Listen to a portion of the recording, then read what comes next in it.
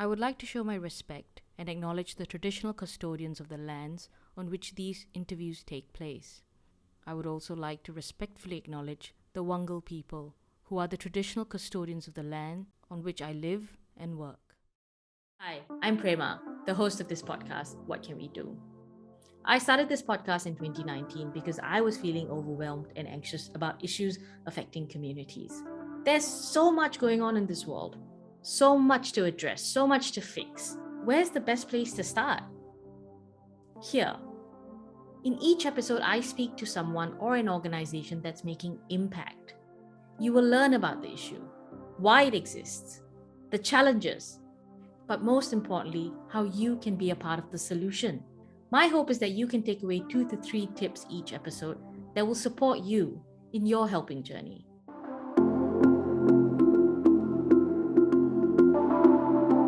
Today, I have with me Tasnia Alam.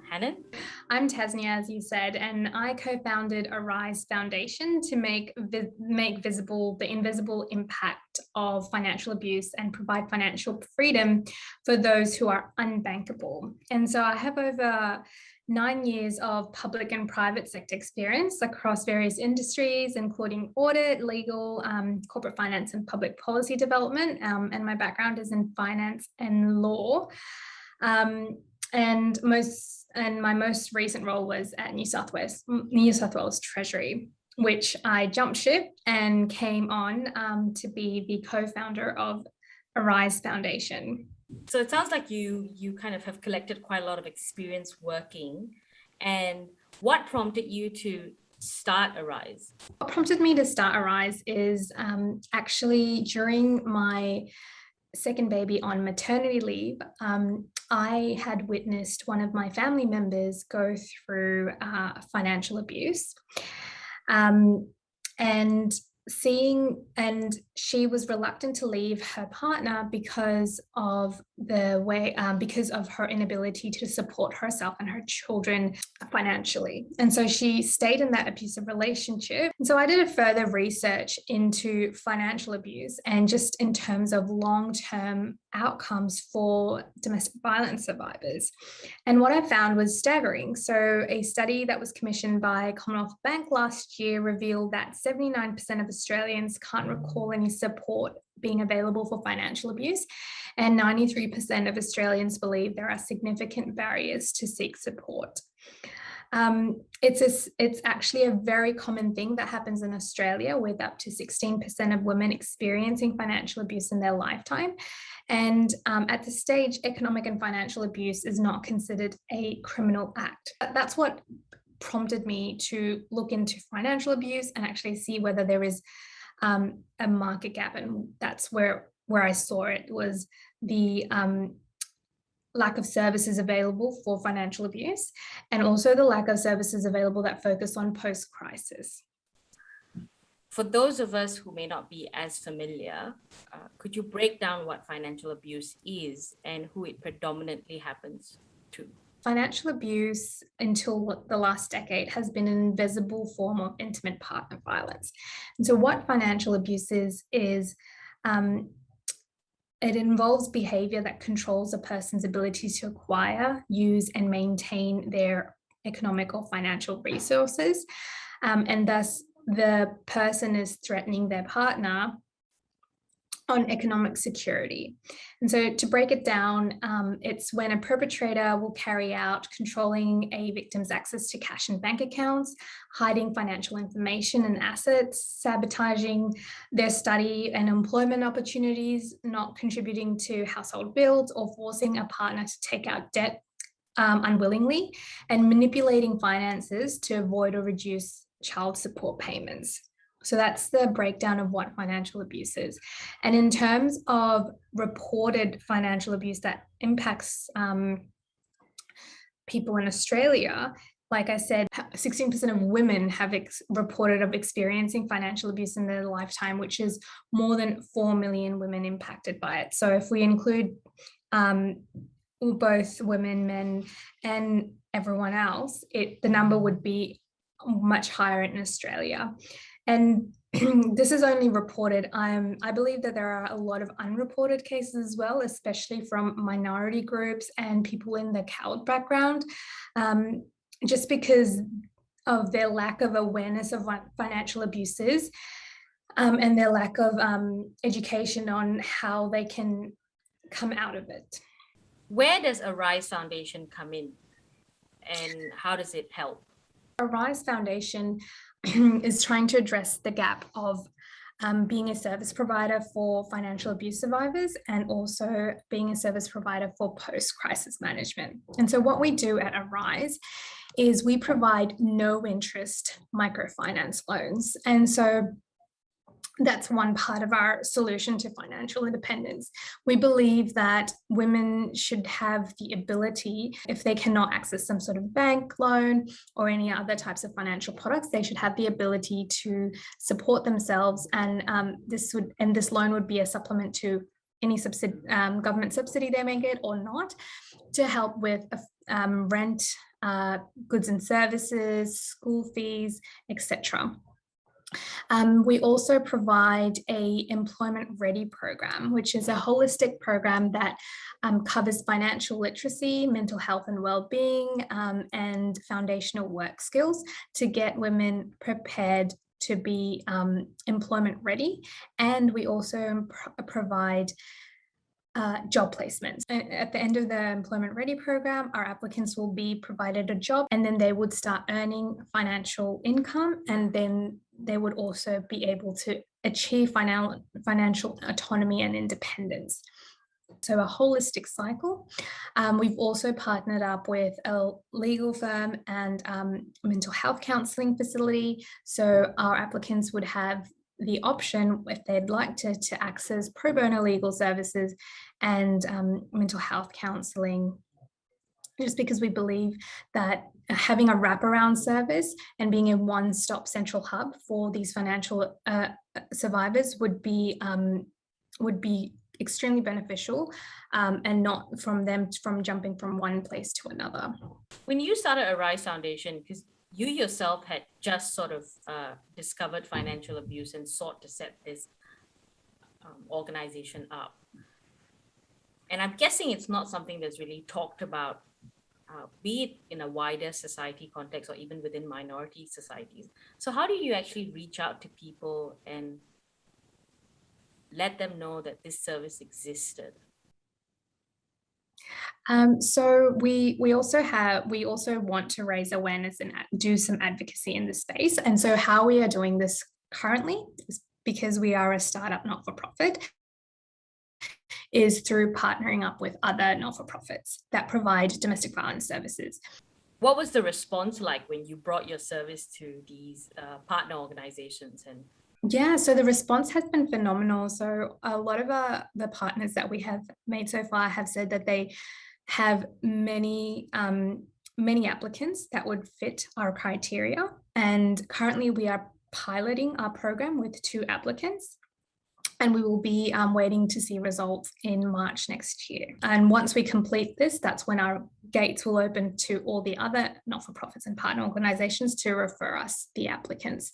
To answer your questions, it's been phenomenal, not in a good way, because it just shows the veracity of the problem of financial abuse. When you do open your doors, or perhaps with these 2 clients you have now, as an organization, what outcomes are you hoping to achieve? As an organization, what we're hoping to achieve is we're trying to empower these women. We're trying to build resilience. We're trying to improve their lives and livelihoods. We're unlocking capability and development. We're trying to tackle domestic violence and financial abuse. We're trying to alleviate poverty. We're trying to, so those are the outcomes, and we're trying to service the underemployed and disadvantaged job seekers. And our ultimate goal, like I said, is to help these survivors attain financial independence.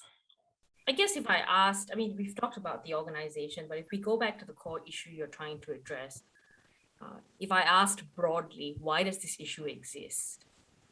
What would you say? One, definitely the lack of awareness and education behind economic and financial abuse. Like I said, until very recently, it's still not considered a criminal act, but until very recently, it wasn't even considered a form of abuse.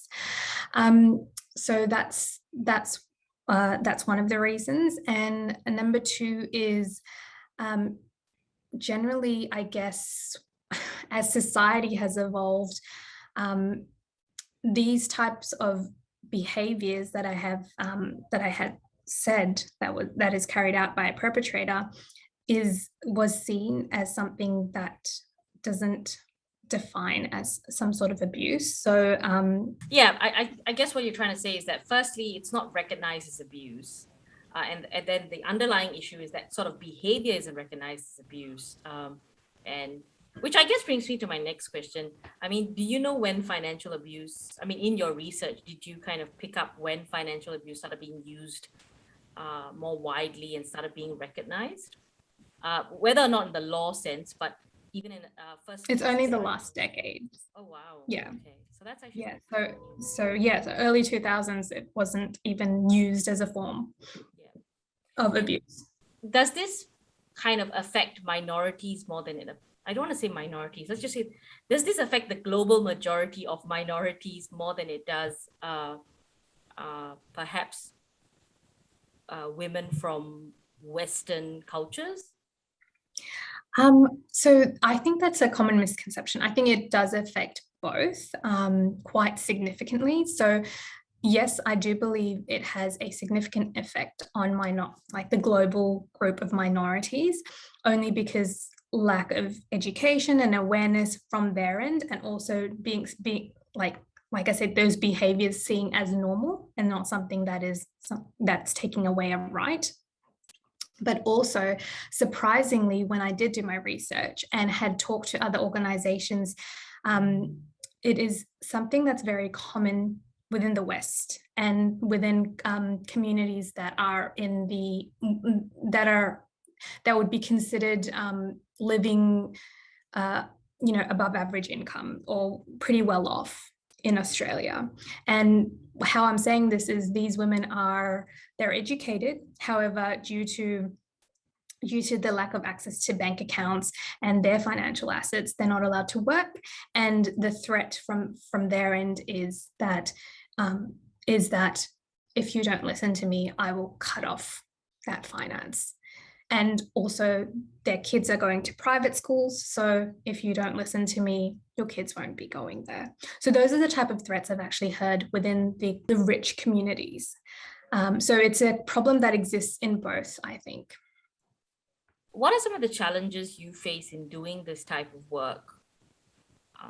In both, I guess now the bulk of it being raising awareness. So challenges would definitely be raising awareness and trying to get government, which is slowly happening, to recognize it as a criminal act.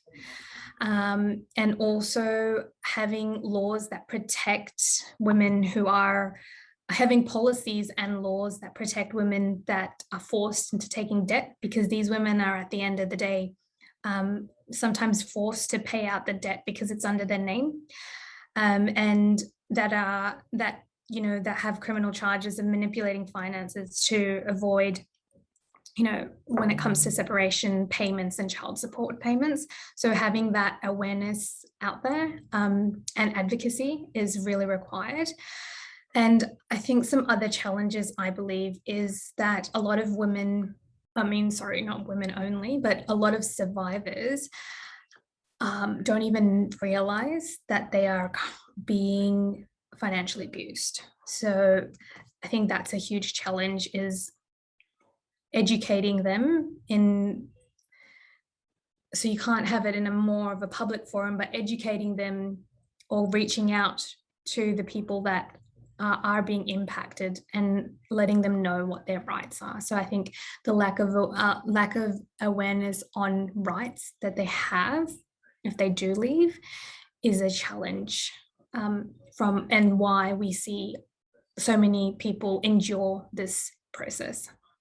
And I guess even thinking back to, I don't ever remember being brought up, being taught sort of financial literacy or independence. It was always like the male figures in the household controlled the money, and they were the people that would control control how you spent and when they gave you money. And that was a given. So you always expect that when you go into any new environment. I know for one, my mother doesn't handle any money.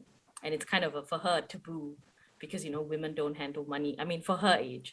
So I can see how it can happen. Absolutely. Like that's what I was saying, is that as society has evolved, that type of behavior was a norm generally in a patriarchal society that we were all in. It has extended, which is not only the control of the money, but the lack of being able to be educated or employed, the lack of right to do that. Where do you hope to get to in a couple of years once Arise Foundation is up and running kind of in its full form? So what we want to do, definitely more in the awareness and advocacy space, collaborating with other NGOs and other private organisations to lobby with government. We want to evolve our program. So currently we're doing the Employment Ready program, which helps women get into jobs and sets them up in that way. But we also want to do a business ready program. So that would be trying to encourage women who want to start a small business. So we want to evolve our Employment Ready program to have another program called the Business Ready program. And number 3, to be very self-sustaining with our no interest loan finance model. So currently we are in a startup phase, so our funding is very lacking. However, we want to grow to a point where when our applicants provide that money back, it's just a very ongoing, easy process, and it's very sustainable. And we have a good operating model. And ultimately just help our applicants achieve financial independence and not be scared to go back to their perpetrators, and break the cycle of domestic violence and reduce homelessness, because a lot of these women leaving community shelters due to the lack of finances and the financial independence do become homeless or are forced back to go to perpetrators. Even in the short time that you've done this work, and plus all your experience prior to that, do you see a positive trend, I guess? I do, definitely. So like I said, Commonwealth Bank commissioned that study last year, and they have a program going on currently that's focused on financial abuse with Good Shepherds. So that conversation is happening, including programs that are surrounding it. Recently, the federal government has introduced that escaped violence payment, which is that one-off $5,000 payment for survivors that need it. So the conversation is happening and people are actually doing things. So that means that the government is hearing and they're trying to solve it. And so that program is a 2-year trial. They want to see how that goes. In addition to that, we have organizations such as Centre for Women's Economic Safety that are doing incredible research on financial and economic abuse. So there's not much data out there. And so that research, I think, is extremely important. So in terms of financial abuse and as a whole domestic violence and all the other types of abuse, I do see a positive trend going on. And I do see that the government is paying attention and they are trying to implement different steps to take. How can people support Arise Foundation now or into the future? Yeah, definitely. Well, we're looking for partners in terms of service partners and also sponsorships. So we're looking for sponsorships and service partners. We've got our program running, and I guess, like I said, the biggest one is for us is fundraising. So we are a not-for-profit. So getting the funds out there so we can help more and more survivors is our goal. Thank you for listening. If you enjoyed this episode, please subscribe or follow it on social media. Your support will help this podcast reach more listeners. You can also check out the podcast and transcripts on whatcanwedopodcast.com. This podcast is produced by Samuham Media.